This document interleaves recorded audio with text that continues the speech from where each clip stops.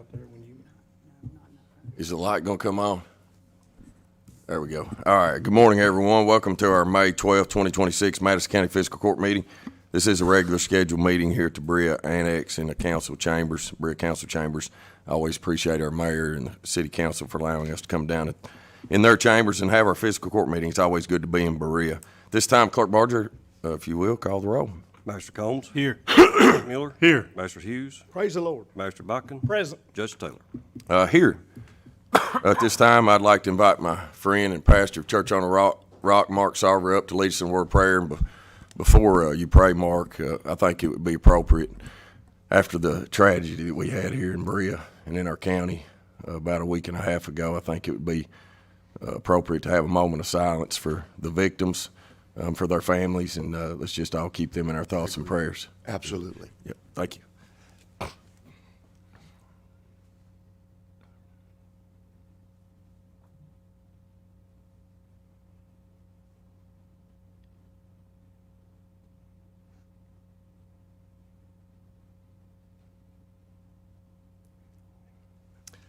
Heavenly Father, we come to you, Lord, this morning, thanking you. Before we ask you for anything, Lord, we thank you for your goodness and your grace. We thank you for your love that's evident in each of our lives. And Lord, we do pray for the families that are struggling this morning as a result of the situation that took place here in Berea just a few days ago. We pray for comfort and strength. And God, in our natural minds, we wonder how that can even take place, but we're not God, and you are, and that's why we trust in you. We pray that you would strengthen them and just minister to them. God, we thank you for this opportunity to be in this meeting this morning, and we ask your blessing upon these men and these women that make decisions that help govern our county and our cities. I pray, God, for knowledge and unity and oneness where your blessing is a command. And Lord, you tell us in your word that blessed is the nation whose God is the Lord. And Lord, a godly nation starts with godly cities and godly communities, godly men and women that help govern those communities and cities and counties. So today, as the discussions take place concerning the citizens and the community of our county, we pray for leadership of your Holy Spirit as it mantles these men and women of leadership, that your will would be done here in this meeting this morning. And Lord, we thank you for allowing us the opportunity to pray in our city, in our county. And we thank you for men and women that honor prayer, because we know that you tell us in your word that you hear us when we pray. And Lord, we bless them this day. And it's all in the name of Jesus we ask and pray. Amen. Amen. Amen. Amen. Thank you. God bless you. Thank you all. Appreciate it, Mark. Thank you. Sheriff, if you will, lead us in the pledge. Everyone, please stand and face our flag. I pledge allegiance to the flag of the United States of America and to the republic for which it stands, one nation, under God, indivisible, with liberty and justice for all. Thank you. Please be seated. Thank you, Sheriff. Members of the court, y'all have had a chance to look over our previous meeting minutes. That was our meeting it was a regular scheduled meeting on April the 28th. I need a motion and a second to approve, please. So move. Second. Motion and a second. Any discussion? Hearing none, call the roll, please. Master Combs. Yes. Master Lockmiller. Yes. Master Hughes. Yes. Master Buckin. Yes. Judge Taylor. Yes. Our treasurer's report will be at our next fiscal court meeting. It's always on the fourth Tuesday meeting. Excuse me. First on our agenda today is I need to ask the court to amend the agenda to add item 10. It's a resolution 2026-037 for a professional services agreement for engineering services. I need a motion and a second to amend the agenda, please. So move. Second. Have a motion and a second. Any discussion? Hearing none, call the roll. Master Buckin. Yes. Master Combs. Yes. Master Lockmiller. Yes. Master Hughes. Yes. Judge Taylor. Yes. All right, thank you all. Next is our first order of business today is our 2026 legislative session update. Jill's got a presentation. Jill, yep.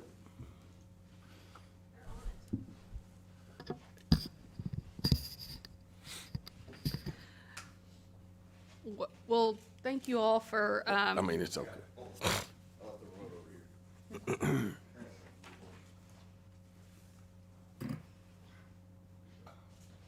There we go.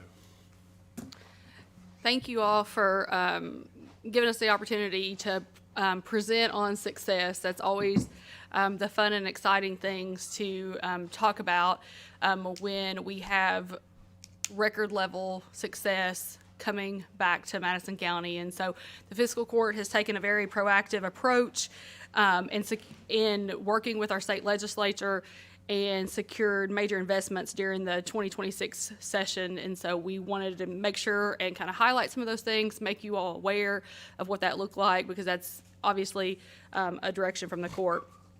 The funding that we've received this year directly supports infrastructure, economic development, transportation, as well as community services. And these investments really strengthen the long-term advocacy efforts, has ensured that Madison County has a strong voice in Frankfort. So many times, you all have set up here and said, and we've heard it all over this community, that, hey, that's a state law or that's a state issue. And we talk about, hey, we've got to go and make it a Madison County issue and do our part to advocate for that. And that's exactly what has happened in this session. So every county in Kentucky competes for limited state funding. If Madison County is not aggressive in competing and advocating, then those dollars are going to go to one of the other 119 counties. Building those strong relationships in Frankfort just ensures that we receive our fair share. And there's been questions about this of like, hey, how do we become more successful? And obviously, we have a great team at KACO, Jim and Shelley, and our entire legislative team at KACO does a fabulous job of doing just that, advocating for all 120 counties. But they're not advocating specific for Madison County. And a couple of years ago, the court realized that. They realized that the issues that are facing us specifically and the issues that we really need to fight for, whether that's funding or economic development or language changes legislatively, are not happening because it's their job to represent all 120, not just Madison. And so we wanted to obviously focus just on Madison County. And this approach is something that happens for communities all over the state. We're not alone. There's probably 15 to 20 counties that actually have taken the exact same approach for the exact same reasons. And we've talked to many of those over the years. So I'm just going to kind of go through these fairly quickly. You all feel free to interrupt me if you have got questions or if there's something that I go a little bit too fast on. But the major legislative investments for Madison County include $20 million secured for the Central Kentucky Business Park Authority, $450,000 to provide additional connection for Union City Road, and that's more of a preliminary design allocation. $9.87 million of a direct allocation for County Road 1303, which is Goggins Lane. Judge always refers to it as the roller coaster version of Goggins Lane for infrastructure improvements. $555,000 in discretionary transportation funding for Simpson Lane and New Road resurfacing. $2 million of Kentucky KPDI initiative allocation. And then in addition, it was approved to make those funding pools for KPDI whole. So there will be other opportunities in the budget session to apply for that KPDI funding in addition to what we've already received. $100,000 for the Redeeming Hope grant and matching grant funds for the one-stop resource and referral hub. So all of those are kind of the landmark things that we have been able to,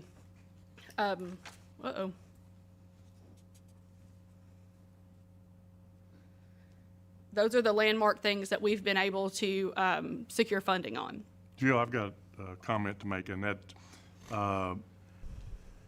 due to the session taking place, excuse me, in the beginning of the year, and these things not being voted on and or veto proof or whatever until April, almost May, this information's just now coming out. You know, some people want to say, well, it's coming out because of election. No, it's coming out because of the General Assembly timing. You know, I want to make sure there's so much misinformation out there where people don't do their homework. It's coming out because it's natural timing of things coming out from the session at the General Assembly.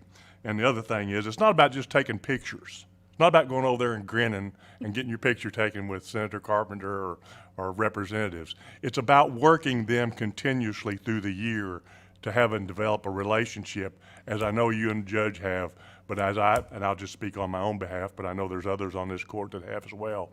Have a relationship with them, talk to them, go to dinner with them, meet with them. That's how we've been successful. And thanks to the leadership of Judge Taylor. You're exactly right. I mean, we start having conversations about things, especially during a budget session in the summer. They're having committee meetings, they're having those sorts of things, and we start having those conversations so that they will know what the priorities are for the fiscal court. That's our job, to make sure that they're well informed, and I think that's exactly what we've done. Or if we don't do it, it's not going to get done for our constituents. So, I mean, we have to go do it. It just doesn't fall in your lap. I wish that they just threw money at us. I do for too, sure. but that's not even realistic to think that. That's for sure. Specifically, the Central Kentucky Business Park Authority, that, again, you all know and are very versed in this. This is a $20 million regional investment focused on projects specifically in Madison County. It is 100% designed to create jobs, expand business capacity, and attract new employers. Economic development, you'll hear it a million times. It's the long game. I mean, maybe Mitch McConnell may be the one that invented the phrase the long game, but economic development is the long game.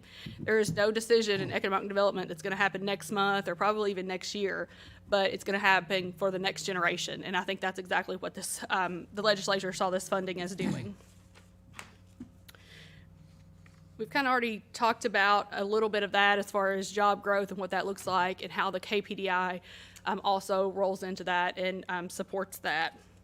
So I won't belabor that. Specifically, the infrastructure investments, these are the projects that are the hardest to get because everybody is trying to get that same funding. And so the first, I'll speak to the $555,000 secured for Simpson Lane in the new road improvements and resurfacing. This has been on the wish list for my entire time here. So at least 4 years, maybe longer. Scott could probably say that it's needed. And so being able to get that, what would be called discretionary funding for those projects is a huge opportunity for Madison County. They have a new acronym to that, though, now. It's the state, is it LARP? I can't remember. They've got new acronyms for both of them. I think it's LARP is the right one. But that $555,000, I mean, that's a huge opportunity for two very, different areas of the county. And so we're always excited when you can, again, bring those state dollars here to improve our infrastructure. The second in the infrastructure improvement projects is the $9.8 million allocated for the County Road 1303, which is the roller coaster version of Goggins. This project specifically, and actually you can see on the screen there, this was identified in the West Richmond Urban Study in 2023. And so as part of that study, and I actually have a link in here too, so that you all, for anybody who doesn't have it readily accessible, that project looked for opportunities in the county to really hey, how can we improve some of the thoroughfares and make some of the reduce congestion, improve traffic flow, and really look ahead about enhancing safety. Back in the 2022 budget session is when we advocated for that study to be done because we were starting to see and feel some of the congestion that impacted some of our county roads and all of our county residents on the west side. So that is what the study did. The way that works with the Transportation Cabinet, they worked with the City of Richmond, the county officials, as well as our state representatives, and KYTC led that process with an engineering firm that they hired. And then a number of teams, and some of you all were involved in that even, in those meetings and those real specific project meetings about looking at some of these things, including, Bert from Planning and Zoning and Scott from Roads and Chief Gray from the Fire Department were all involved, as well as those same representatives from the City of Richmond. because a huge portion of it does look at some of that county infrastructure and what could be done. So this was identified as a high priority project in that West Richmond study. And then coming out of that, this is the area that that study looked at too. So you can see how much of that is in the county as far as you go out Tates Creek, Crutcher Pike, Barnes Mill, and what was going to happen there. But so coming out of that study, they really had some recommendations. They had short-term fixes and they had long-term fixes. Some of the things that were identified as short-term fixes have been underway, and KYTC really kind of took the lead on those. At the completion of the study, KYTC asked the city and the county to aid in the process of, hey, how do we preserve right-of-way? How do we do the things necessary to make these long-term fixes a reality? And that's exactly what we did.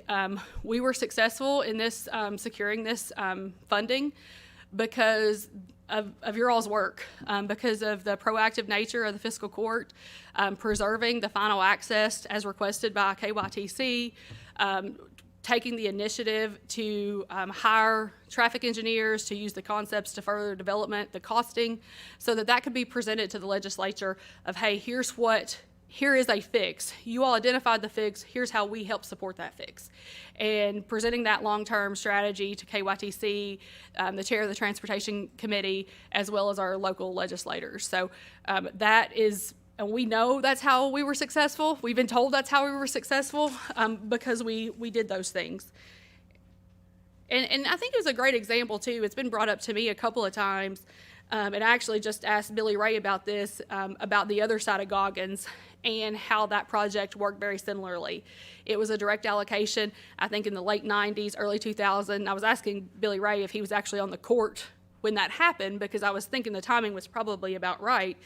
And that was a great example of that road being identified and kind of widened and shared multi-use paths and all of those things that happened to really provide for a thoroughfare for local residents, which is exactly the same strategy that KYTC and the legislature saw in the other part of Goggins as well. And then the other part of that I think is worth noting is the study specifically identifies that there were some projects in the comprehensive plan for the city of Richmond. So I think it was their Vision 2040 comprehensive plan that discussed some of these projects. And so I think that was another great attribute that allowed not only KYTC, but all of our legislators to see, hey, these are projects that's been identified for a really long time through the planning process to be able to make it successful and improve some of those traffic and congestion areas. And then finally, I just kind of thought I would, this is, if you all remember, this was the schematic, the draft schematic that was developed by the team of traffic engineers taking the information from the West Richmond study and then putting that on paper essentially to see, hey, how much is it going to cost? What's it going to look like in order to help make sure that we could have a proposal for the legislature? So I've talked a lot about that one specifically because it's a big number. $9.8 million is a big recipient from the state legislature, and we should be really proud of that because it helps our citizens. I think too, we probably need to, I think there's a little bit of a rumor mill too about this project, Jill, and I think it'd be good on the record that, that money was diverted from other transportation funding projects to this project, and that is not true. This was a direct allocation. There was no diverting and taking away funding from another project that's still important or as important or more important. This was just advocacy on the fiscal court's behalf to be able to lead on something we control, which is Goggins Lane. That portion of Goggins from Tates Creek to Jacks Creek is a county road. It is not a city street. It's not a state road. It's a county road. And so by us controlling that roadway and being on our books, we are the appropriate governing body that needs to do our part in helping with congestion. And so that was one project that we could lead on, but it doesn't take anything or divert funds away from any improvements that's going to be made out at exit 87 or from Barnes Mill Goggins to exit 87. So. No, absolutely. I think that's a great point. It is obviously a county road, and it, when the West Richmond study came out, it said, hey, we need your all's help to solve some of these long-term fixes that are within your purview, and this is one of the high priorities that were within our purview. The other part of that is, I think that thanks to our advocacy, I think it's important to note that the money that was directly allocated, this is a new thing. And so I think it was done back in the late 90s, early 2000s. And Billy Ray actually just mentioned this when we had the leadership in the House and the Senate with Mr. Worley and Mr. Mobberly. Some of those kinds of projects happened, but the legislature moved away from that over the course of the last 20 years of directly allocating funds to a local government.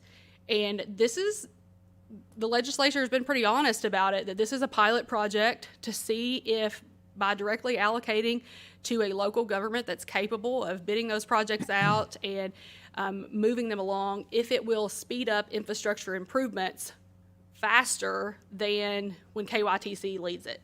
KYTC is responsible for the entire state. We're responsible for Madison County. And so I think that this pilot project is a separate funding mechanism, to your point, Judge, that it's not necessarily taken away from any other transportation cabinet funding that are going to be led by KYTC or another entity, but this is kind of a pilot project to see how well we do. And we hope we do really well so that we can continue to get these kinds of direct allocations for the benefit of our citizens. You know, Jill, part of this process that we've been working on, and of course the study was done well before I came on the court, but we were talking about the width of the road, the windiness of the road, the safety issues, the complaints that we've had from all the citizens. But I think we were also which I think this court is very proactive, because the new park's coming in down there, the new city park. And so it's only going to have Goggins or Tate's Creek or Tate's Creek up to town or Keeneland Drive to be able to take care of the traffic that park is going to create. I'm obviously a supporter of Richmond having a park like that and a facility like that. But we as a court don't have anything to do with the park, and we don't have anything to do with some of those roads, but we do this road. And we felt like this was a necessity to be able to accommodate and be able to help our citizens from regular traffic issues, but much less when the park opens up, which I think everybody, and other than traffic maybe, everybody's going to be very happy because it's a beautiful facility. You know, I think that's a fair point. And Steve, I said this to someone recently, sometimes it's just about doing your part. As leaders of this community, it's about doing your part and the things that you can contribute to. It's not about always leading. It's not always about being out front, but there are things that you can, and I think this is likely one of those.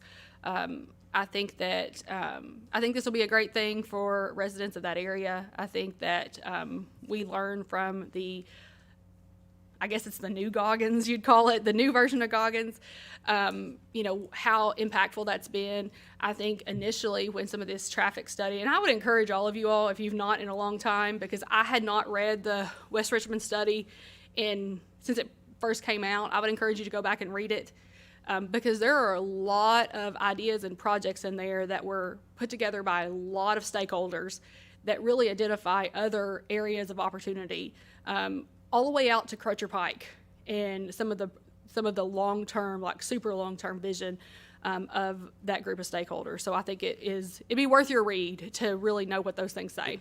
And I think it's important too on that, since you said that, Jill, was that some of those projects that were identified in that, it's very important that those get into our comprehensive plan that we're in the middle of right now, so that when future developments happen, that those roadways and pathways that have been chosen in this study are identified in our comp plan, so that when a developer comes in, that we can make sure that all matches up for future growth, I think that's a terrific point, and it goes back to when Goggins was done originally, it was one of the first multi-use shared paths on the side of that road in the county, or so I've been told, because that just didn't happen then. And at the time, I guess there was some conversation, and Billy Ray kind of remembered that there was some conversation about maybe that wasn't the best idea, or why are we doing that? Why are we spending this extra money? Why are we doing all these things? Because nobody really saw that for what it means now. But as you talk to some of the representatives from the multi-use path committee and things of that nature, and how that's going to fold into our comprehensive plan, I think it's incredibly relevant. And I think that I'm glad that there's people along the way that had that foresight and vision to know that that would be impactful down the road. So there is a multi-use path as a component of this? See the kids out there on the side?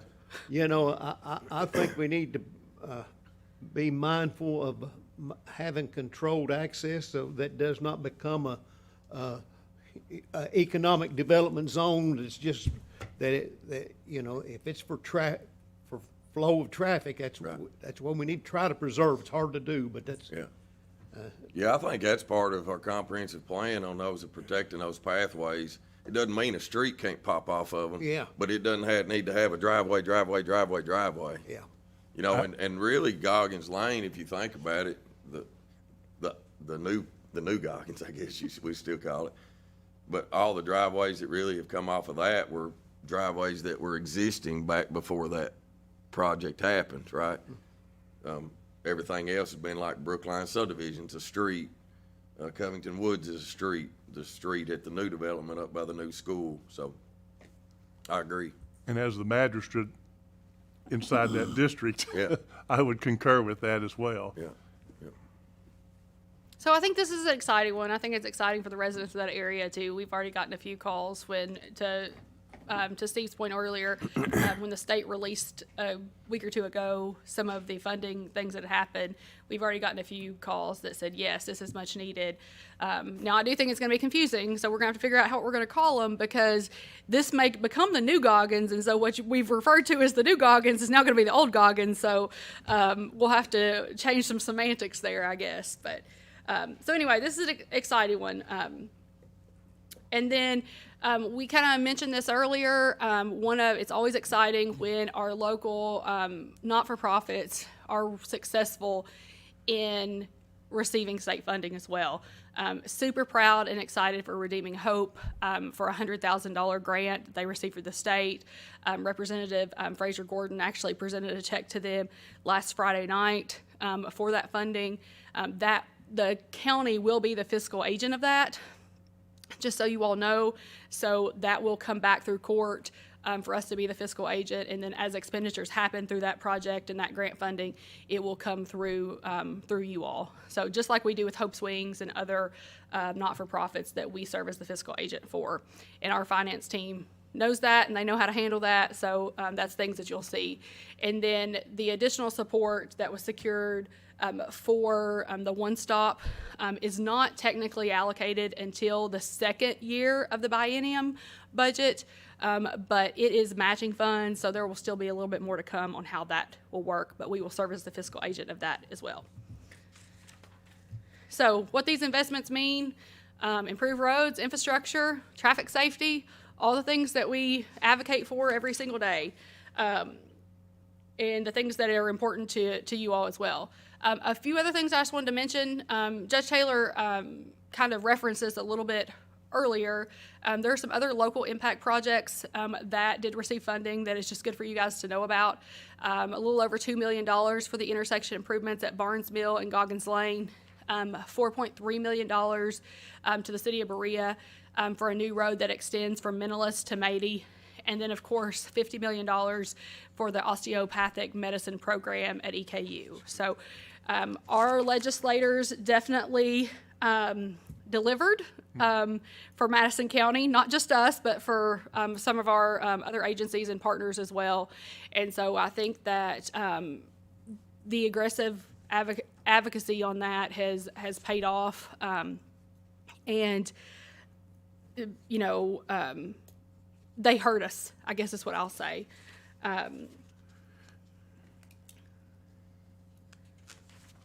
So I think, I guess the only thing that I would have left to say would be to thank you to the General Assembly for the leadership that took the time to meet with us, that took the time to see the importance and the priority of some of these projects.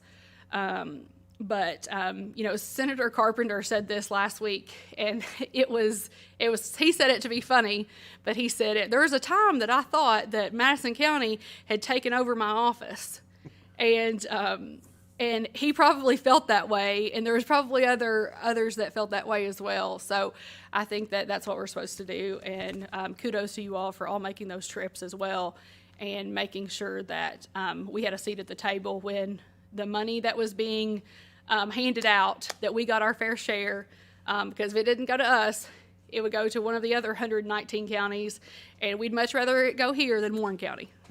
Yeah. Thank you, Jill. Thank you. Thank you. Appreciate it. Good report. Members of the court, any questions, comments? Just one thing, I know in our, one of the first things I guess that stuck out to me in the conferences that we go to is a statement that was made is if you want to help your county, you can't be in your county.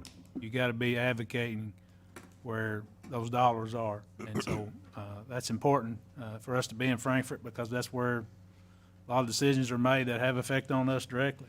And so you have to advocate and be there to do these things and make sure these projects come to life. So I'm thankful for you guys and working with you all in Frankfurt and working with our legislators. We appreciate them very much for all they do for us. All right. Anyone else? All right. Thank you, Jill. Appreciate it. Next is the airport update. We have our chairman of our Madison County Airport Board here with us today, George White. George, great to see you, and your lovely bride. It's good to see you. My lovely bride is here. Good morning, Judge Taylor, Deputy Judge Williams, magistrate, and audience. I want to thank you for inviting me here to bring you an update on the Central Kentucky Regional Airport. First, let me introduce myself. For those who do not know me, I'm George White. I'm the Airport Board Chair. The airport is managed by 8 board members, 2 chosen from each of the 4 stakeholders. Steve Tussey and Myron Fisher represent Madison County. Myself and Chuck Conley represent Berea. Wilma Walker and Adrian Millett represent Richmond. And Tim Ross and Colleen Cheney represent Eastern Kentucky University as our 4 stakeholders. And so I want to report, and this would go to the long gain that you mentioned. So I want to kind of take us back for just a moment. In the early 1970s, Howard Collier, who was the executive director of the Richmond Chamber of Commerce, and other prominent business leaders discussed the need for an airport in Madison County for the purpose of economic development. Richmond, Madison County Fiscal Court, and Berea gave $20,000 seed money for this to get underway. A $100,000 loan was gotten from State Bank and Trust, and in 1975, the airport was bought for $128,000, 200 and some acres. How'd you like to do that today? But the airport was constructed and was opened in 1979, so we are about 47 years in the making. It had a 4,000-foot runway, a parking apron, aircraft hangar, and a terminal office. Begley Drug Company, as many of you will remember, was the first tenant in their Citation business jet. The airport was taking off, literally. I wonder if they imagined the airport as it is today, speaking of long game. Today, the airport has a 5,000-foot runway, full parallel taxiway, 7 airplane hangars, a terminal area, 2 EKU classrooms. And EKU has around 500 students in their aviation program. Around 300 are in flight training. Others are in airport administration, drone studies, and recently EKU was granted funds to start an airport controller program. A study by the Kentucky Department of Aviation, as we go over to your second page of the handout I gave you. They commissioned a study to see what the economic development was of all of the airports in the state of Kentucky. So every airport has got one of these sheets and studies. We have 233 jobs supported, support $11.6 million in payroll. There's about 60 based aircraft. There's 70 that call it their home. And we have 58,486 operations. Now, an operation is either a takeoff or a landing. So if you kind of look at that, there's almost 1,000 takeoff and landings a week out there at the airport. Of course, many of them are EKU, but a lot of them are the airports that are based there and corporate aircraft that come in. We have businesses at the airport include Thoroughbred Aviation Maintenance, which services EKU aircraft and others at the airport. Kilroy Aviation, I did not make that up, that's a real name. But it is a really good flight training company that provides flight training for people that want to learn how to fly, aircraft rental, also any other aviation services. We have Copperhead Environmental Company has an airplane there. They are kind of unique. They chase bats at night from Indiana to Tennessee and whatnot and do a lot of that. They also do a lot of other environmental services. Redhead Oil has an aircraft there, Air Unlimited and Jan Transport. Also, the United States Forestry Service has a presence out there. Their helicopter and people are out there during fire season, and they're hopefully working toward a permanent position out there at the airports would be great. Our yearly budget at the airport includes $220,000 of operating revenue. $100,000 comes from the four stakeholders, but we have $114,000 that comes from rental fees and over $4,000 for fuel flowage fees. Major expenditures in our operating budget include $60,000 in maintenance, including snow removal, and over $32,000 in insurance. Included in your packet is a list of capital expenditures since the year 2000. Since 2010, over $17 million has been spent to improve the airport. Much has been through the FAA program, Capital Improvement Program, ACIP. This program provides funds for projects at a 90% rate. The state picks up 7.5%, and 2.5% comes from local funds. Other projects were totally funded by the state or federal discretionary funding programs. Some local funds were used on several projects, most notably the 30-unit T hangar that we have, which was funded by a partial state grant and a $500,000 loan from Whitaker Bank. This hangar project results in an $80,000 per year net rental income to the airport. So we are moving to be as self-sufficient as we can. Recent infrastructure projects include a $1.6 million water sewer project funded by an ARC grant and a Kentucky infrastructure loan. It's bringing an 8-inch water line, which we will be able to use for fire suppression at the terminal building, the new EKU educational building I'll go into in a little bit, and anything else that we need out there. Also, there is a 4-inch force main sewer back to Fincastle subdivision that's going to replace our aging and woefully inadequate septic system that we have out there. We spent $180,000 locally, funded a 3-phase electric line, which will provide power for the new terminal, the educational building, our fuel farm, and other needs. And Delta Gas is running a natural gas line out there free of charge. They're doing it at their own cost. We'll be able to replace our propane tanks that we have out there also for the new, terminal building, educational building, and we'll be able to get a a generator for our lighting system that'll be on the natural gas deal, which is much better. The the next page on there is we've got a nice rendering of our proposed terminal building. And we're hoping to get construction on that late June, early July, get started on that. That's a $5 million project. It will house our fixed base operations, conference rooms, crew rest area, weather room, vending area, small cafe area, instructor and other classrooms, and a ramp observation area. The $5 million is being provided by a $3.5 million community block grant that Representative Barr got, and it's being funded through this ACIP FAA program. EKU has pledged $1 million towards the project, and the state has pledged $900,000 to the project, so we should have plenty of money to complete that project.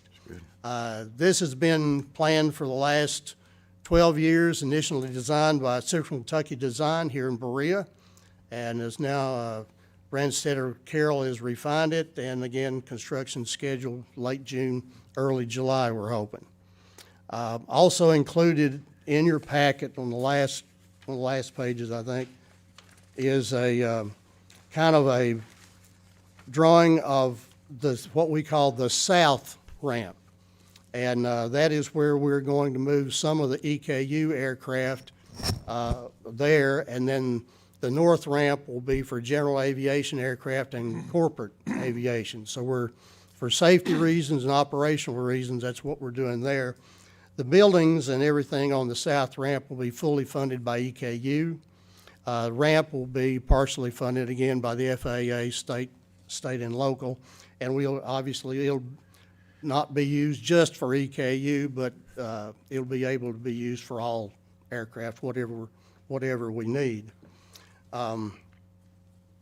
So that's where we are, and so in conclusion, I want to go back to these visionaries of 1970 with their vision, their leadership, and support. None of this would happen.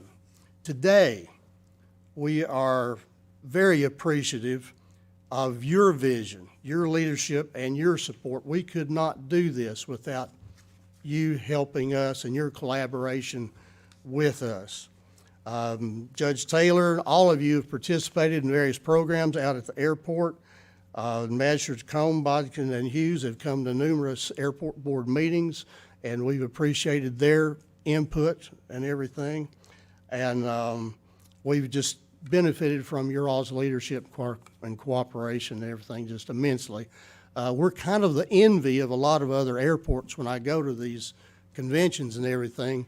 A lot of other airports have to beg and plead to get support, and we are blessed with Berea, you all, Richmond, just do a great job. And I think you can see that it has been very beneficial to the county, the cities over here. I'll leave you with two little memes that we like to relate to everybody.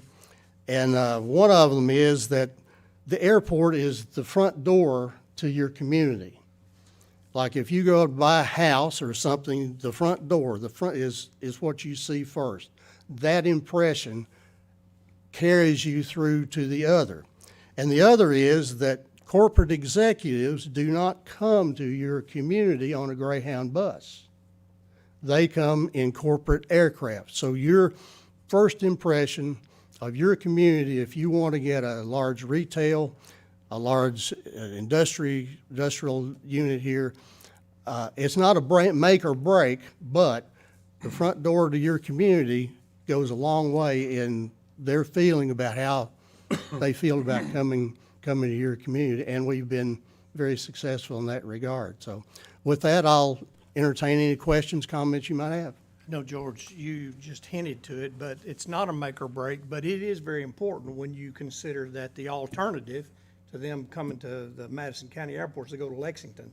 Correct, somewhere else. Or they go somewhere else, and then they have to involve the drive time, which time is money to those individuals. So it is a very important piece. Yeah. And something else that you glazed over in the airport terminal picture was the crew rest area. That's a big deal.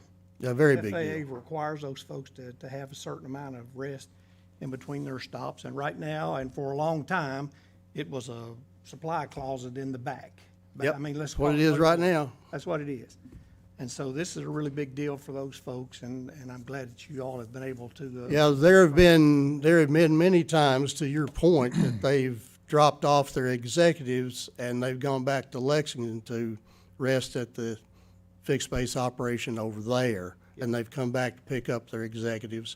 Sometimes they'll take a crew car and go down to Cracker Barrel and hang out until it's ready to go. So we're desperately needing that, and it makes a difference where they go. Well, do I go to Lexington? Do I go to Richmond? You know, where do I go? And it makes a difference. You know, another thing that we were very successful over the years to help out with at the airport and being partners with was one of the training facilities. They have a double-wide trailer that they are running some classes out of that we were able to help attain through the depot when they Correct. were Yep. when they were moving around some products, and that was able to come out there. Another thing that happened out there was with the sheriff. Sheriff Cole donated a Humvee out there to help with snow removal. That got We used it this winter. We absolutely did. Yes, sir. So we've been very successful in trying to support that. You guys are great partners. You always have been. You know, these future things that are happening with the Eastern, although they're on paper, you know, they're coming, and that's a great thing. And you know, we keep referring to the aviation program by Eastern out at the airport, but that also anyone. You mentioned the company's name. I'm sorry, I don't remember it. Kilroy, I think was the company name. But anyway, anyone can go out there and get if you want to be a pilot, go out there and get you a license. You can do that. I know several people who have gone out there and got their private pilot's license. So that's okay. We have always had people in the community that want to learn how to fly. Sometimes they will progress on and fly the big airlines. Yes, sir. But they can't do it through EKU unless they enroll in college. So the other route is similar with the Kilroy Aviation. They can take people through their certified flight instructor rating if they want to continue that. A lot of people want to do it for recreational flying, again, business, all kinds of different reasons. But we always have had a number of people that want to do that, and we're very, very glad that Kilroy is out there. They've got a brand-new airplane, a Czechoslovakian light trainer, two-seater, that's really, really nice. Super avionics in it. People are going to really like to fly that plane, I'm going to tell you. So we're very happy to have them, and we're happy to have everybody else that's out there. We're also very thankful, George, that you have the open house out at the airport where you just don't have to hear it in here. You can go out there and walk around and see what's going on at the airport. On that particular day, you have pilots who will volunteer their time and materials and their planes and let children come up there and sign up and take. And I'm telling you, that sparks a lot of flames.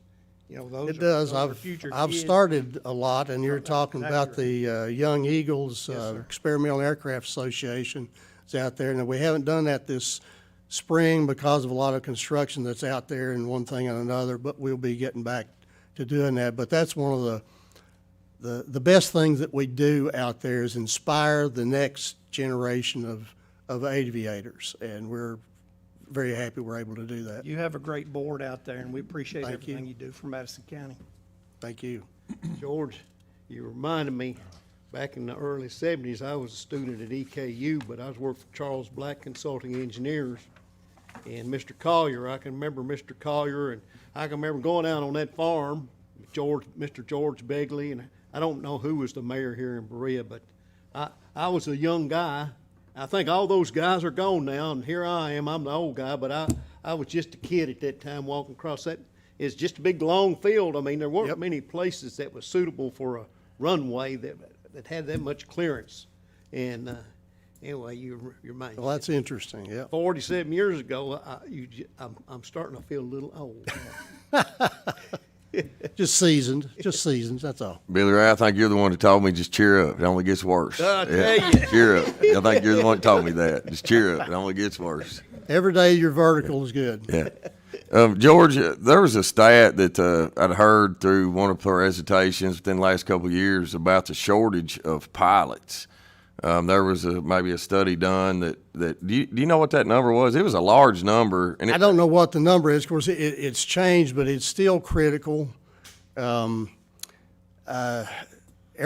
pilots have to retire 60 years old and they have to do something else. So they're only going to be flying for, well, they could fly for 40 years, I guess, from 20 to 60.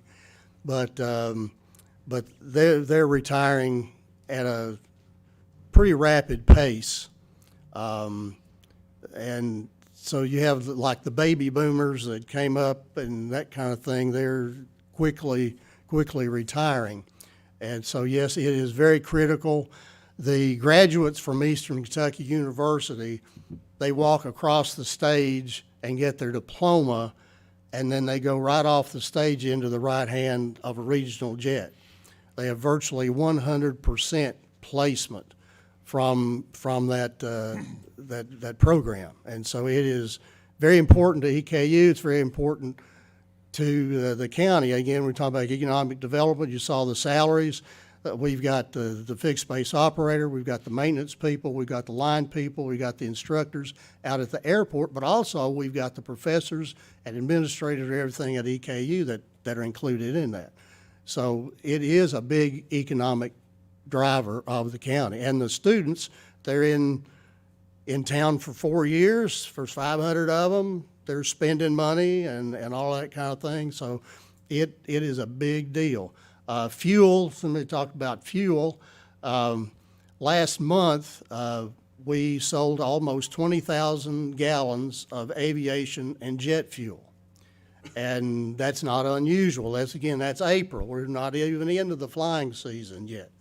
So when those corporate jets come out there, they're going to be not getting 10, 20, 25 gallons at a time. They're going to be getting 200, 700, 1,000 gallons, depending on the size of the aircraft and what they need.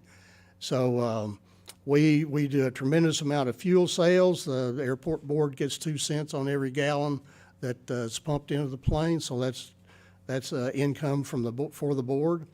All of that is factored into what we do. Yep, that's good. Anyone else?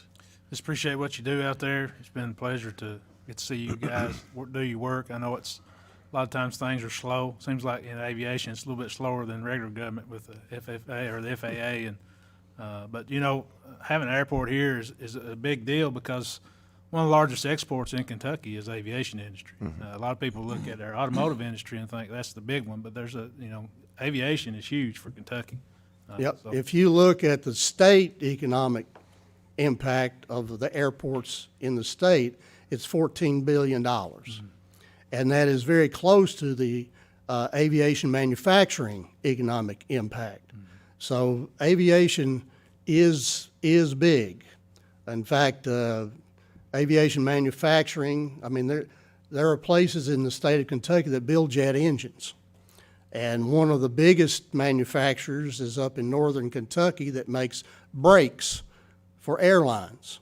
They make them for Boeing, and they make them for all of the big major airlines outside the United States and in. Airbus, everybody. And of course, brakes wear out, so it's a continual thing. But aviation manufacturing is huge.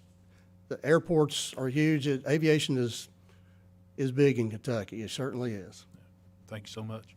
George, Thank I you just all. wanted to thank you and all the other board members for your service. You don't have to do what you do, but you do it for the benefit of Madison County and the airport, so thank you. Well, we do that. We all enjoy doing what we're doing, or we wouldn't do it. And I've got an airplane out there. Me and 3 other people own it, and I'm kind of selfish. I want a nice airport to fly my airplane out of. So we've got that. But it's a joy to do what we do. My job is so easy because of the support I get from the board members and for you all. It's really not a bad job at all. Thank you all. Jill just sent me a stat here. Thanks, Jill. that over the next 20 years, that North America alone will need 120 new pilots. So how many is 120,000. Yeah, that's what I thought, yeah. Yeah, 120,000 new pilots over the next 20 years. So just putting that a little bit of perspective, how many graduates come out of EKU every year? I don't know, probably You've got less than 100, less than 100, 50. 50. Yeah. Yeah. Well, to George's earlier comment, I spent a little time at EKU when I was over there. Always felt like the aviation program was a great program, had tons of potential.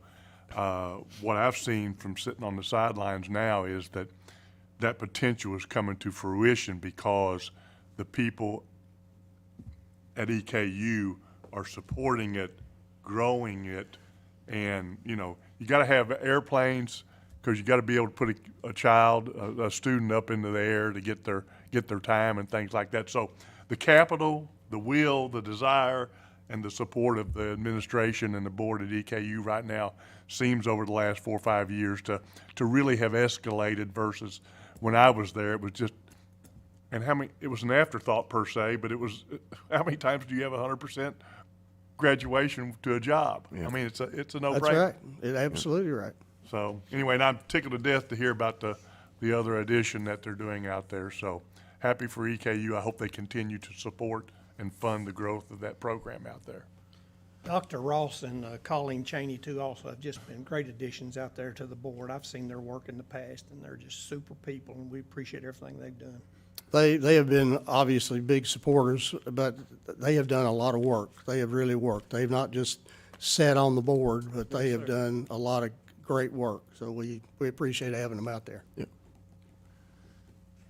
Appreciate you, George. Okay, thank you all. It's good to see you. Appreciate you being here today, giving us an update. Good stuff. All right, next on our agenda, Resolution 2026-030, Madison County Clerk's Motor Vehicle and Boat Bills Claim. Clerk Barger. Whereas the Department of Revenue certifies the total number of motor vehicle and boat accounts in Madison County is 108,594 as of January 1st, 2026, and whereas, as required by KRS 133.240, Section 3, Madison County Fiscal Court shall pay the county clerk 15 cents for a calculation of the tax bills for each account, and whereas the total claim to be paid by the Madison County Fiscal Court is $16,289.10. Now therefore be it resolved that the fiscal court does hereby approve this resolution and authorizes the judge executive or his designee to execute the same on behalf of the county. Motion approved Resolution 2026-030, Judge. Second. Have a motion and a second. Any discussion? Hearing none. Clerk Barger, call the roll. Master Combs? Yes. Master Lockmuller? Yes. Master Hughes? Yes. Master Botkin? Yes. Judge Taylor? Yes. Next, Resolution 2026-031. It says Alternative Health Solutions LLC Care Center Services Agreement. Jill. Yes, this is a resolution to enter into a care center services agreement by and between Alternative Health Solutions and Madison County Fiscal Court. Whereas the Madison County Fiscal Court has agreed to offer its employee professional health and wellness services at care centers operated at one or more locations. And whereas Alternative Health Solutions has agreed to employ professional health care providers properly licensed in the state of Kentucky to operate and administer shared health care centers operated from time to time in the state of Kentucky and Indiana for eligible employees, spouse, and dependents of Madison County Fiscal Court. And whereas Madison County Fiscal Court has been pleased with the services offered by Alternative Health Solutions, also known as the Blue Mind Clinic, and wishes to renew the Care Center Services Agreement to become effective July 1, 2026, which is attached here to this resolution. Now therefore be it resolved that the Fiscal Court does hereby approve this resolution and authorizes the Judge Executive and/or his designee to negotiate and execute contracts on behalf of the county. Thank you, Jill. Members of the court, you've heard Resolution 2026-031. What's the pleasure of the court? So moved. Second. Have a motion and a second. Any discussion? All right. Hearing none, call the roll, please. Master Lockmuller? Yes. Master Hughes? Yes. Master Botkin? Yes. Master Combs? Yes. Judge Taylor? Yes. Next is Resolution 2026-032, approval of general ASAP grant fiscal year 27 budget. Good morning, Sarah. Good morning. A resolution relating to the Madison County Fiscal Court approving the FY27 General ASAP grant budget. Whereas the Madison County Fiscal Court passed Resolution 2026-009 on February 10th, 2026 to act as the applicant agent for the Madison County Agency for Substance Abuse Policy, or ASAP, for assistance with alcohol and substance abuse issues in Madison County, and to increase drug prevention and awareness activities funded by the program, with the contingency of approving the budget and expenditures for the 27 ASAP funding year once the grant is awarded. And whereas the state ASAP grant has been awarded and the fiscal court wishes to approve the fiscal year 27 Madison County ASAP traditional funds budget, which is here to attach this resolution. Now therefore be it resolved that the fiscal court does hereby approve this resolution and authorizes the judge executive and/or his designee to negotiate and execute contracts on behalf of the county. And be it further resolved that the Madison County Fiscal Court understands that it will sign assurances to comply with all applicable federal and state laws, rules, and regulations, especially Title VI of the Civil Rights Act and Section 504 of the 1973 Rehabilitation Act.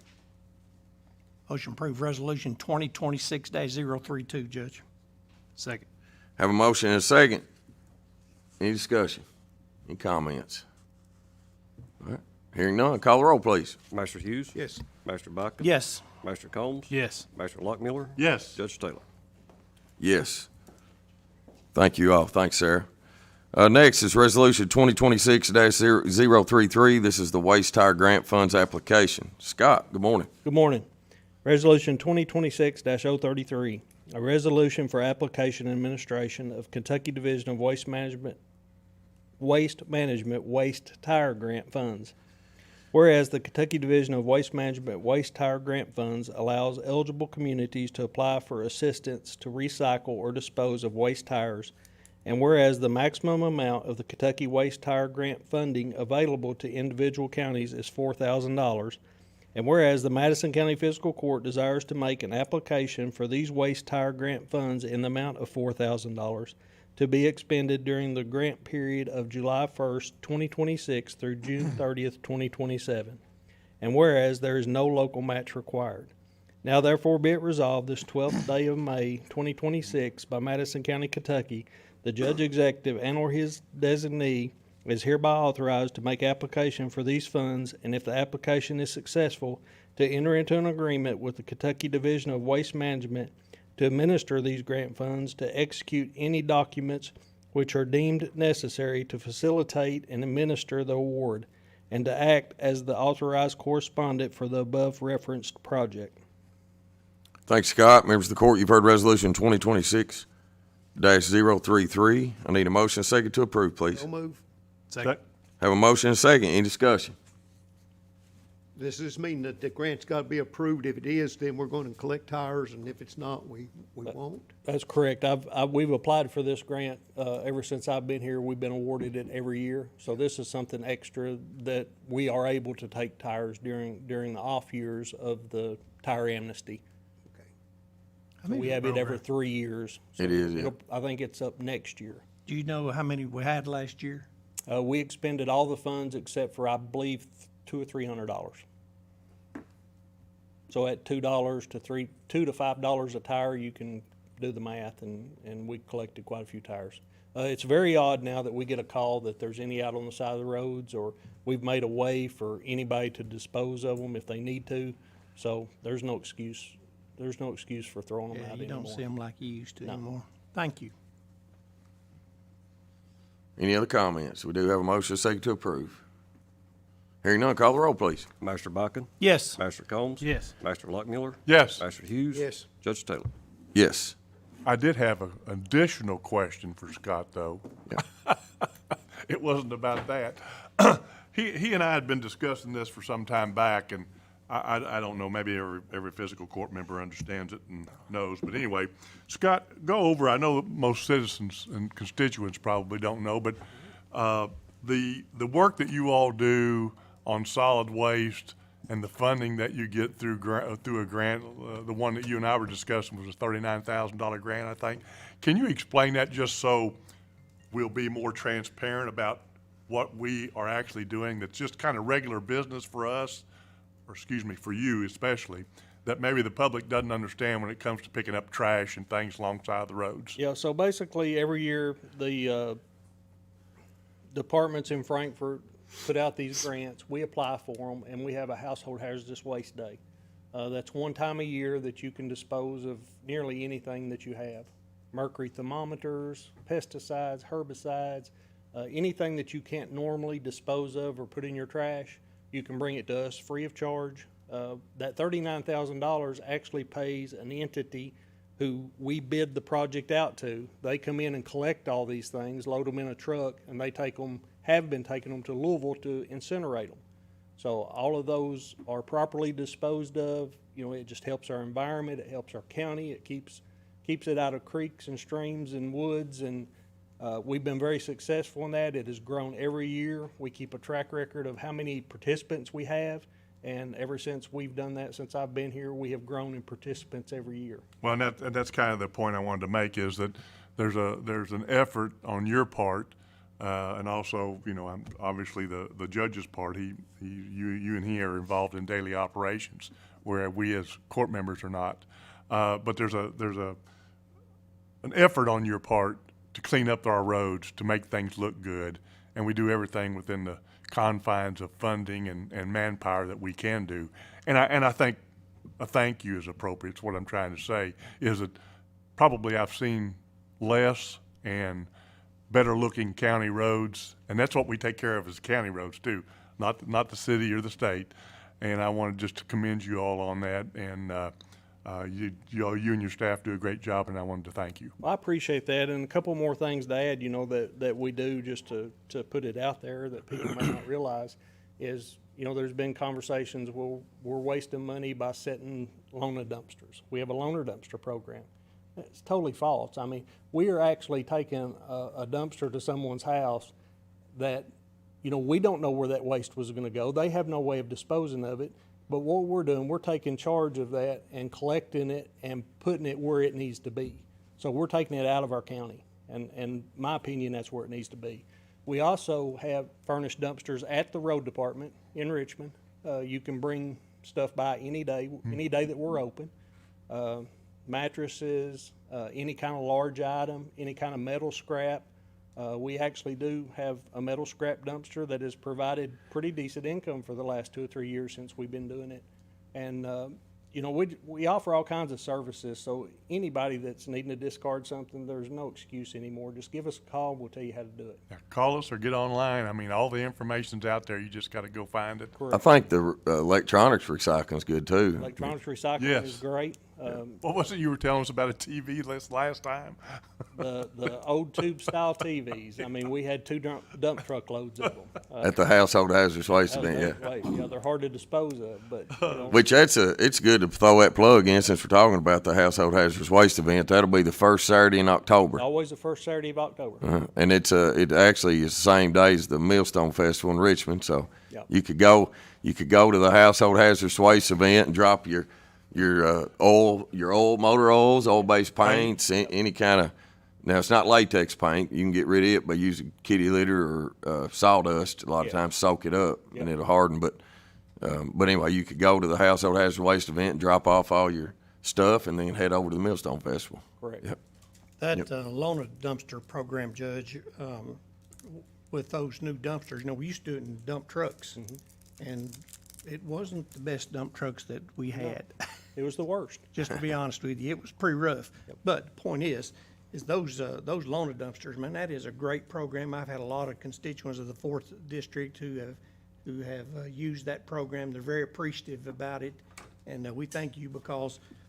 And just to be honest about it, I've used it one time at my mother's house when she passed away. I mean, there was 60 years of crap down, 60 years of treasures that she hang on to that we had no idea what we was going to do with it. I wasn't going to throw it on the side of the road, but nevertheless, a lot of times, that's where you see a lot of things that have been accumulated over the years. That's a great program. Definitely the And most I don't know who popular thought one of we the have. dumpsters, but, you know, if it's you, Judge, if you thought of that, good job. Well, brother. what we were able to It's do, amazing. we were setting 3 different trucks. Yeah. So we were able, you know, it come time of life that they were not running anymore. So we decided, well, we'll just buy some dumpsters in one truck, and that way you can man it with one person. It cuts down on personnel that it takes to do it.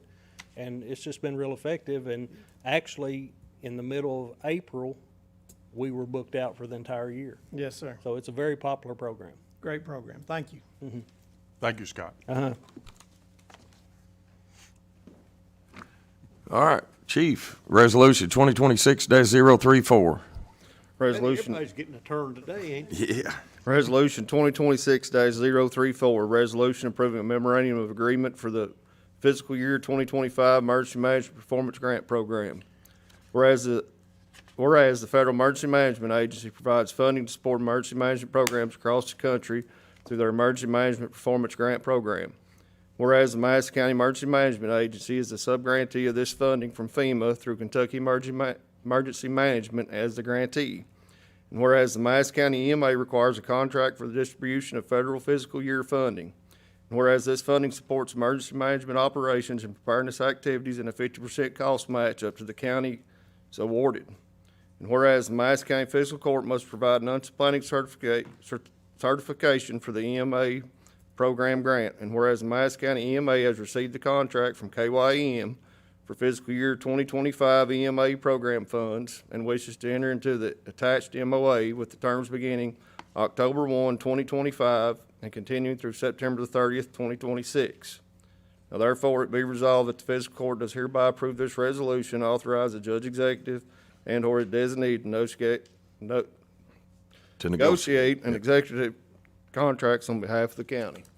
Appreciate it, Chief. Tongue-tied. Members of the court, you've heard Resolution 2026-034.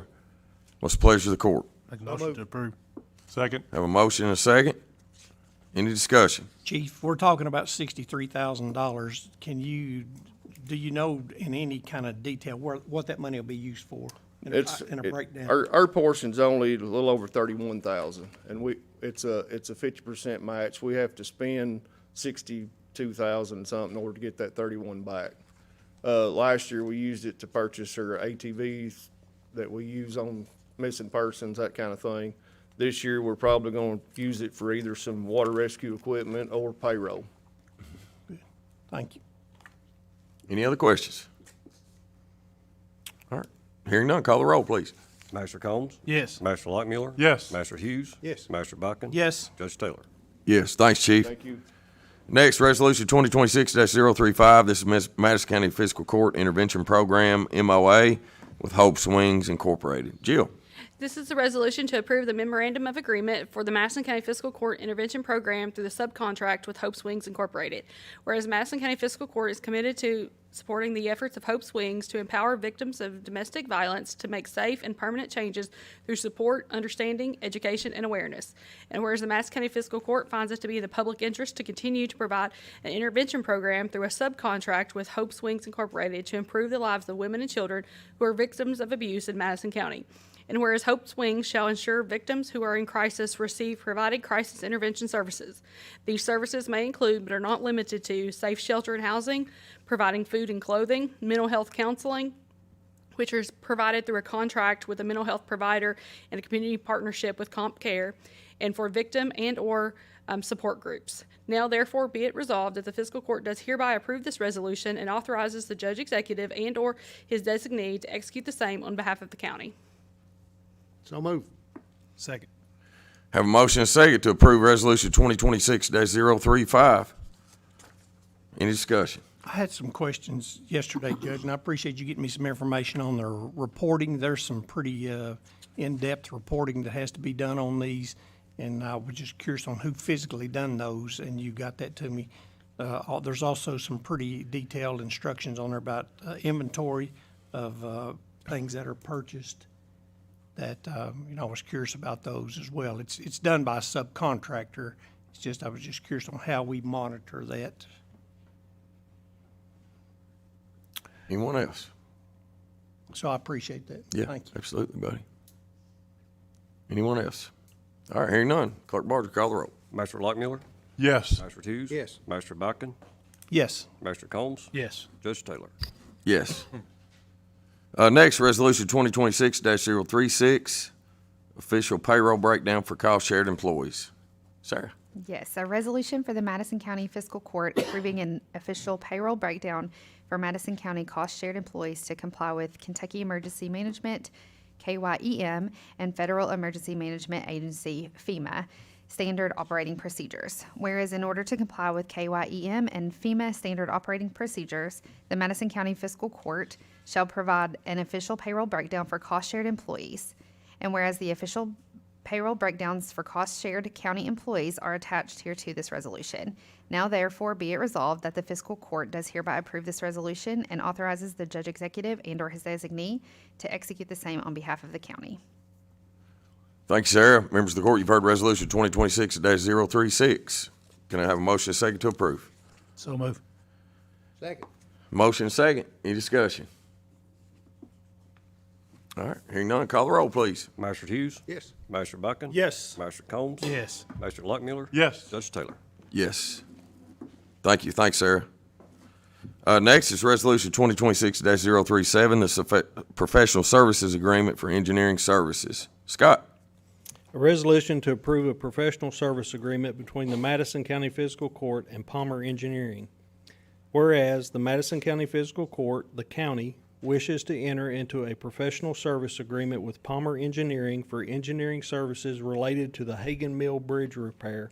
And whereas the county has been pleased with the work Palmer Engineer has performed on previous jobs.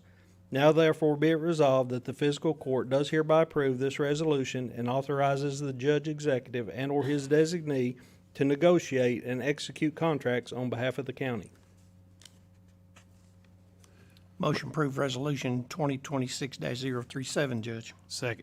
Have a motion and a second. Any discussion? Scott, can you just give a kind of a brief update to the folks that live over there in the 4th District in that area on Hagen Mill? That a lot go back and forth. It's hay, time to move hay and things. That bridge is really important to them.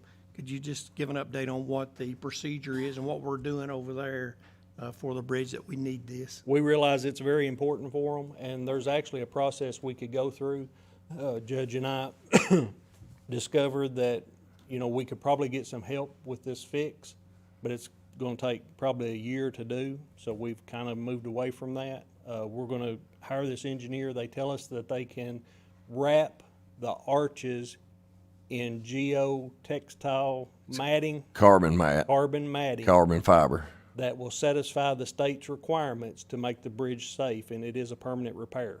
So we have to have an engineer to tell us how much we have to put, how many square inches we have to cover, how wide it has to be, how thick it has to be, what kind of compounds to use. So without that knowledge of this engineer, we won't know how to attempt to fix it. So we're taking the fastest path forward. I can't give you a date, but we are moving as rapidly as possible. Yeah, it's just amazing that technology is even available to do that, because the alternative is tear that bridge out. Yes. Put a new bridge up. Nobody wants that. Well, the state closed it. They got it estimated at a $1.5 million To replace it. to replace it. Yes, sir.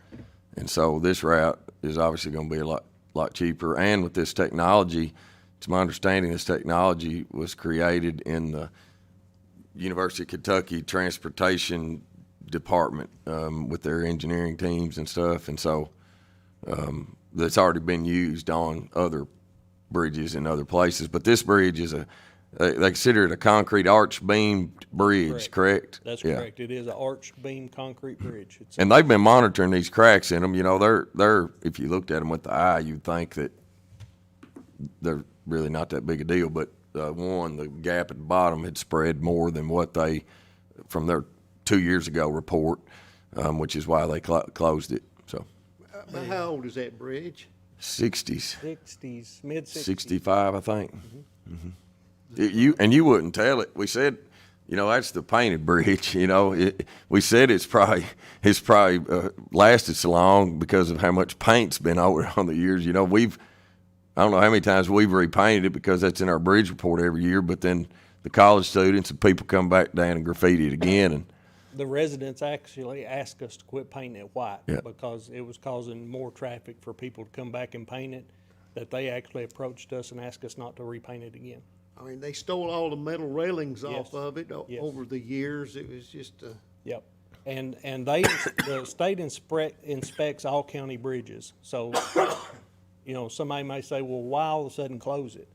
That's not up to us. I mean, that's strictly the state, and that's been a 1/4-inch crack now for the last several reports that we've got for the last several years. Well, when they went back this year to inspect it, it had increased to a 1/2 inch. So therefore, they said there's movement and they want it closed. Yep. We have no say in it.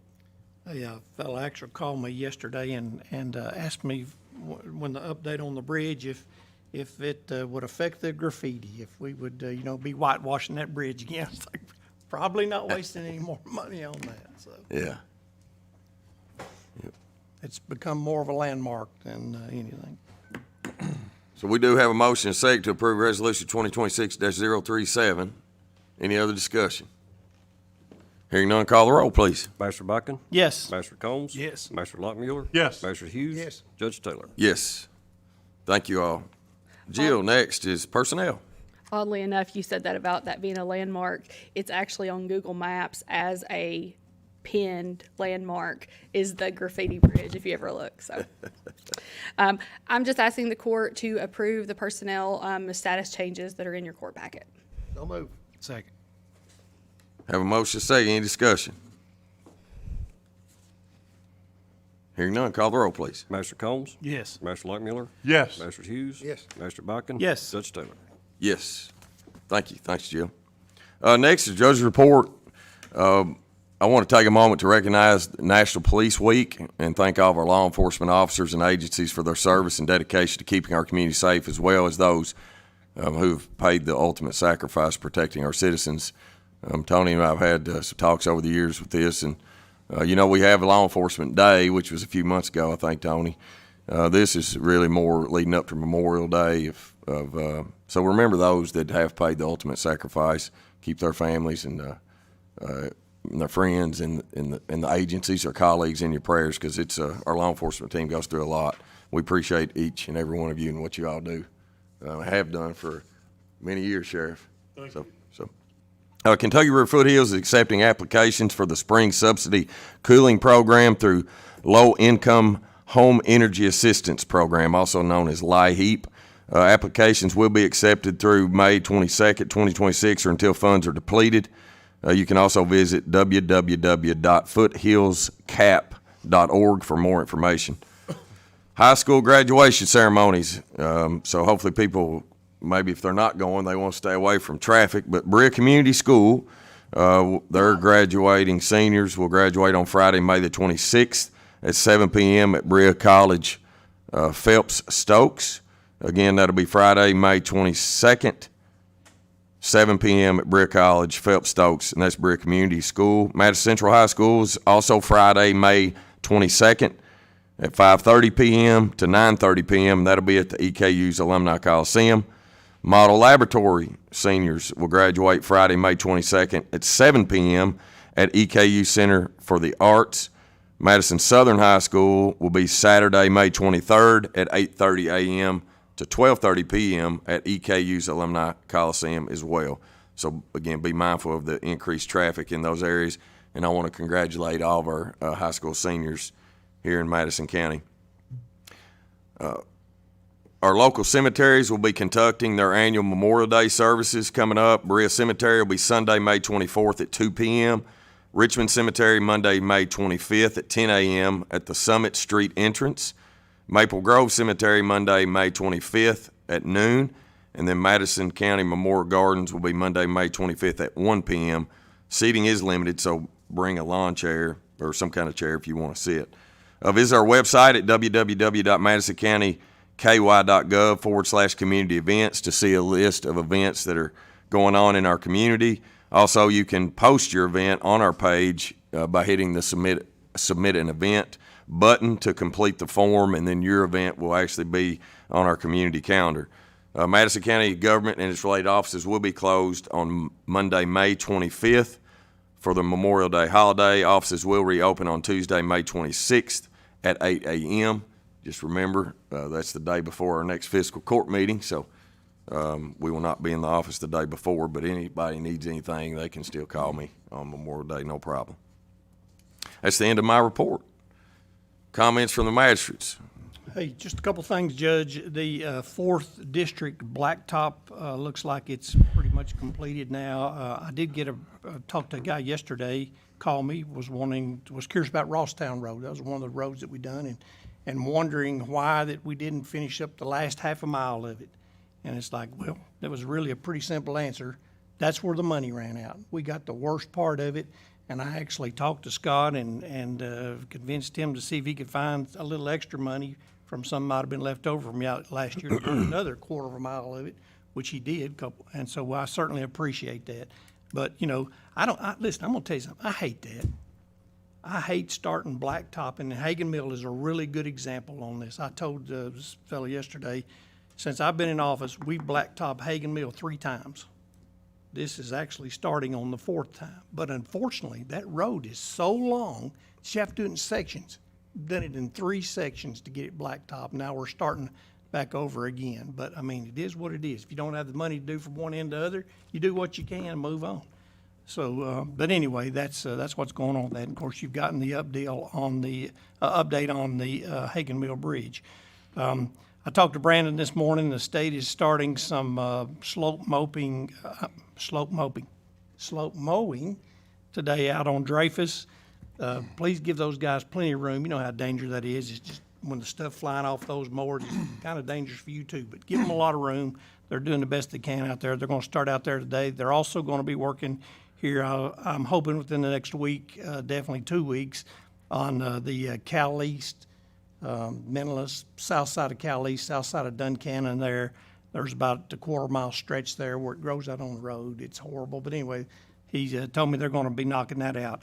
Also asked for an update and asked him if it had been reported, because it's been reported to me several times about the 956, which is the Berea bypass, which Brian and I share, and have talked to him several times over the course of months about the aprons. You know, last fall, it had gotten really bad, Judge. You drive over there, man, you know it when you drive across those aprons on that bridge. When they come out and then they fixed it, and they did a really good job going from east to west, and they actually patched some on the same side, on the other side coming back the other way from west to east.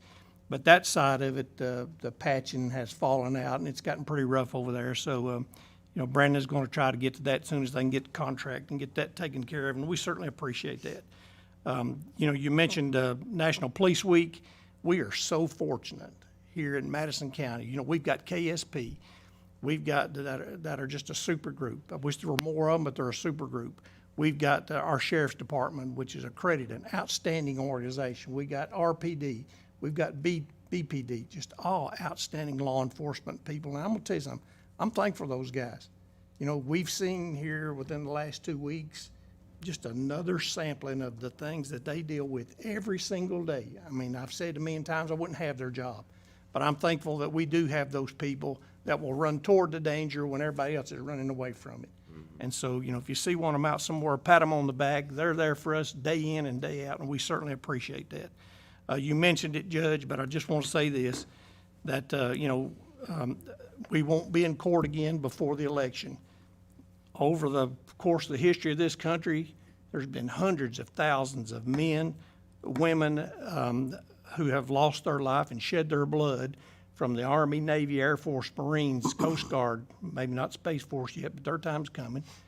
Point is, they've shed their blood so that you have the right to step in behind that curtain and cast your vote. You know, historically, maybe it's 15% in this particular election that will decide what the other 85% do. This is the most important election that we have. It's not the president, it's not the governors, it's right now. Your local officials is the ones that will determine things that happen here in our local community. So please, exercise your right that's been given to you and paid for in blood and go vote. My last thing, Judge, is a fellow actually made a comment that I'd seen here just a day or two ago saying that they had no way, did not know how to get a hold of their master at Tom Bodkin. 859-200-9765. I've given that number out for 12 years. You need to reach me, you reach out and get a hold of me. I'll call you. That's all for me, Judge. Thank you. Thanks, Tom. Appreciate you. I don't know what else to add now. But State is He doing didn't some get mowing. your text, Robin. State is doing some mowing this morning. I noticed on Scaffold Cane, and appreciate that. Just to touch base a little bit about what happened in Berea. It's a tragedy. It's hard to imagine the evil that's in this world that would take life so callously. But very grateful for our law enforcement for what they do in our community. I was down on Broadway when all that was going on with my daughter, and seen multiple police agencies come through, EKU, a lot of unmarked stuff, helicopters, all the resources were here in Berea, and we appreciate that. We appreciate the detail that they showed, and just having them in this community is just a blessing, and we appreciate all that our law enforcement, first responders do. So other than that, Judge, just glad to be here. Glad you're here, buddy. Steve? Just a couple things. One, I too will second what Brian said about what happened here and the community and everything. And it's just sometimes mind-boggling as to what some people will do and the hatred that goes around and the things. But anyway, just continue to have faith in your Lord and Jesus Christ, and everything will be fine. A couple things for my constituents. One was touching base with Brandon, and I've seen some of the mowing as well. Two things are going to happen in District 2 as far as repaving projects, and that'll be 627 Boonesboro should be repaved all the way to the river, and then over on 25 they'll be repaving the 627, and this is what the state has said. Now, whether they do it or not, is their decision. But they'll be paving from 627 down to Jacks Creek Pike. So that's the two major projects that are going on in District 2, besides some of the funding that we got, which will come later. Yeah. So I'm done. Thank you. Thank you, buddy. That 25 area is needed. It needs it. Yeah, it's getting pretty rough. Billy Ray? You didn't mention the beef day today. Well, got my proclamation over here. That's where I'm headed as soon as this is over. Big Shib, they got free hamburgers down at Ag Credit. Yeah. That's County Beef Cattle Association. Everybody go drive through and you can get lunches priced right today. That's all I got. Thank you, Counselor. You got anything? Kenny?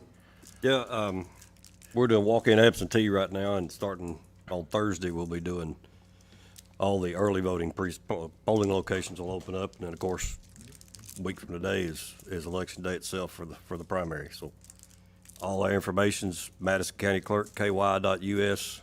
Everything you would possibly need to know about what's going on with the election is on there. So please check it out and be informed and show up and exercise your right. So absentee ends tomorrow. Walk-in absentee. Walk-in absentee. It ends tomorrow. It's the day and tomorrow, and then Yep. early voting. Early voting Thursday, Friday, Friday, Saturday, and then election day And election day on Tuesday. on Tuesday, the 19th. All the same locations we've been using for the past 3 or 4 years. Yep. And the times for early voting, 8 to 4. 8 to 4. Yep. But walk-ins today and tomorrow is till 8 to 4:30. Yeah, our office It's hours. office hours, yeah. Yeah. All right. Sheriff? I'd just like to thank the court for the kind words for Law Enforcement Appreciation Week. And I just want to thank everyone. Appreciate you, buddy. Trying times here in the last few weeks. It is. Very much so. Thank you all.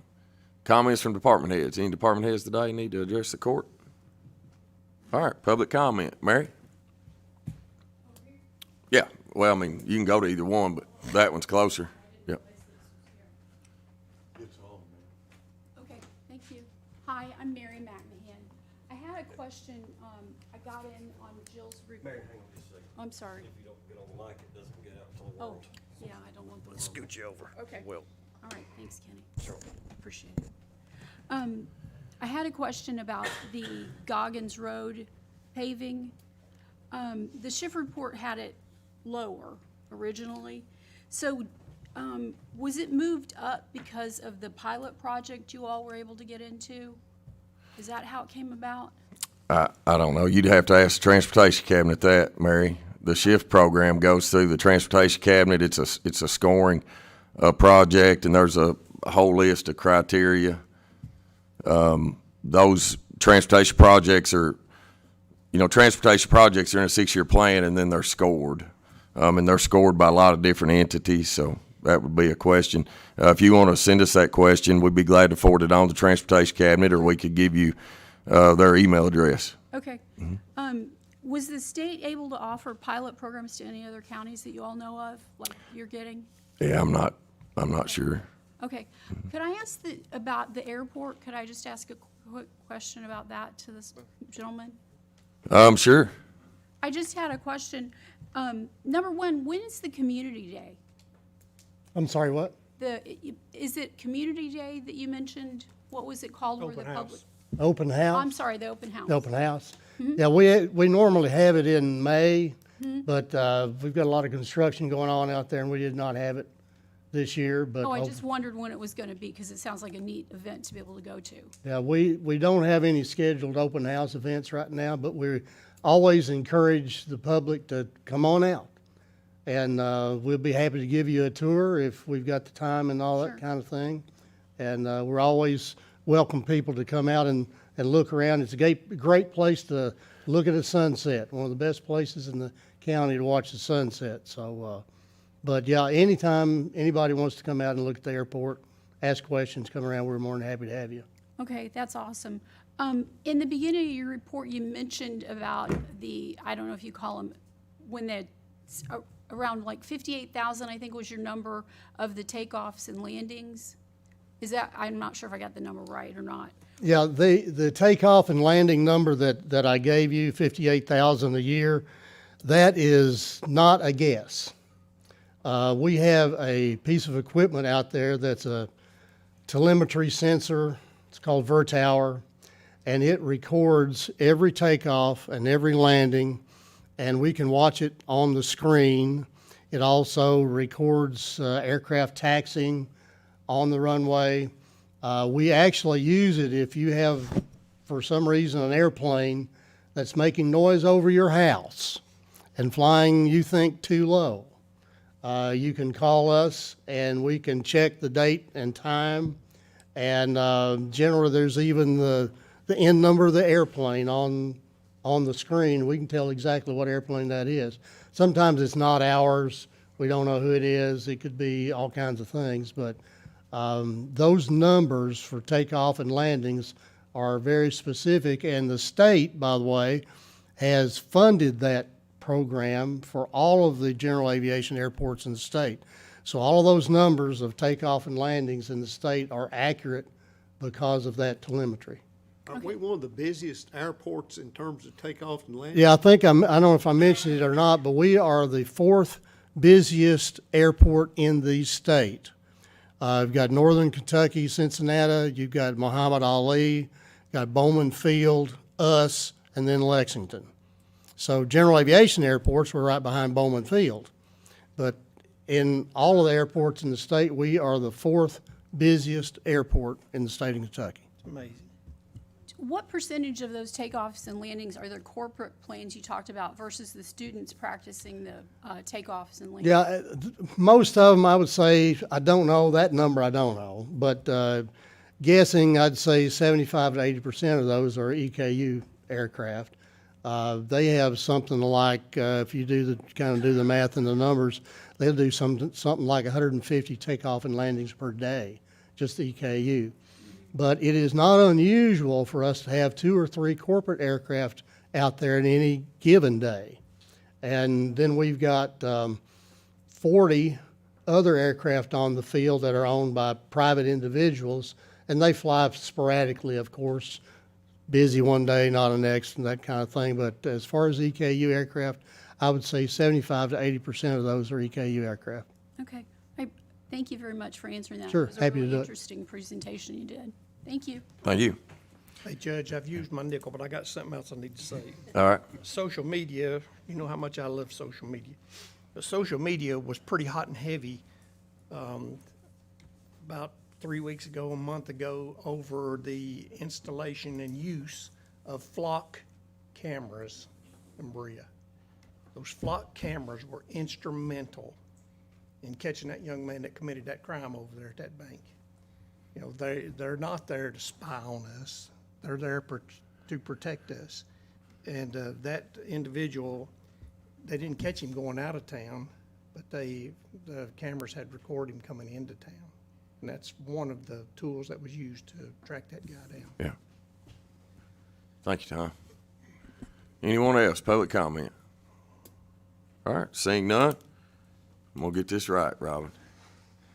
Put me a note on here. I need a motion and a second to approve the transfers and pay the claims. So moved. Second. Any discussion? Have you been getting that wrong? Yeah. I didn't pay any attention. Call the roll. Master Lockmuller, Yes. Master Hughes. Yes. Master Botkin, Yes. Master Combs. Yes. Judge Taylor. We did it. We did personnel. Yeah. Yes. Yes.